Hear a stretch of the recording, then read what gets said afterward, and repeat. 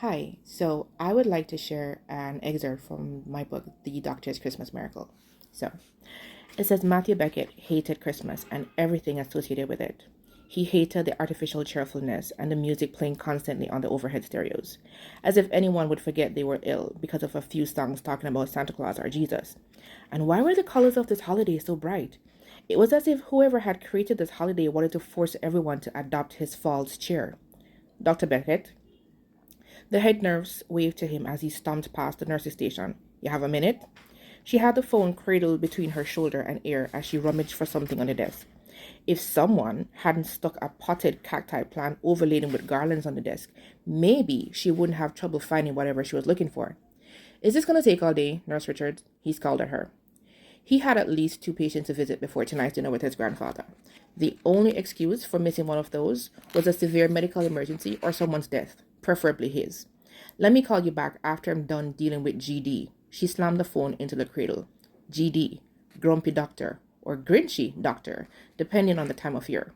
Matt was aware that most of the staff disliked him, but he wasn't at Morningside to win popularity contests.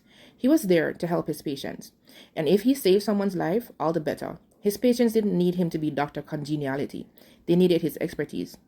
You wanted to know when the patient in room 608 was awake. She woke up a half an hour ago. And he was just being told? He arched his brows but didn't say a word. We paged you, but there was no response.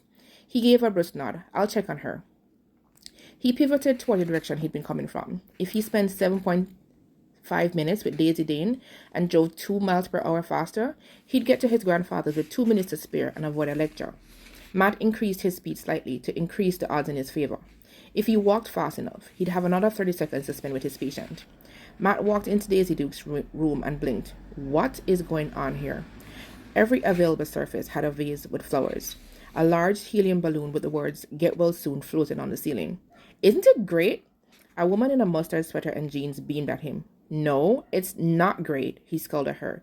You've turned this hospital room into a garden. She grinned. That was kind of the point. A cheerful environment helps a patient's recovery.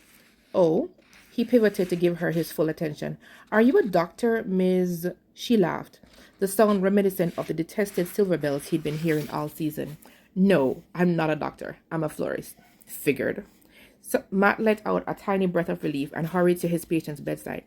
The idea that Miss Dane had brought in a consultant had grated at him. He scanned the elderly woman lying flat in the bed, noting her pallor and checking the monitors beside her. How are you feeling? Miss Dane gave him a baleful look, like someone cut me open and poked around in my hip. Matt sensed the presence by his shoulder before the woman spoke. Can you give her something for the pain? Is she your daughter, Miss Dane? No. The woman smiled slowly. This is Sunshine. I met her yesterday in the cab and told her I was having surgery and she offered to visit. There were so many things wrong with her statement that Matt wasn't sure where to start. He snorted. Your name is Sunshine? Yes. She moved around to the other side of the hospital bed and glared at him. What's it to you? Nothing. Matt shook his head. I'm always curious about parents who saddle their children with names that belong in the dictionary. She smirked. I suppose you have an ostentatious name like Augustine or Bryce. Why were they having this ridiculous conversation? Why are you still here? He glared and pointed to the door. Out. Well, she huffed out a breath. I'm not going to stay here and be insulted by this grump. She leaned down and gave Miss Dane a sweet smile. I'll come back after the grouch leaves. So she thrust back her shoulders and did a remarkable job of strutting out of Daisy Dane's room. Well, that book is The Doctor's Christmas Miracle. I hope you enjoyed that excerpt. Bye!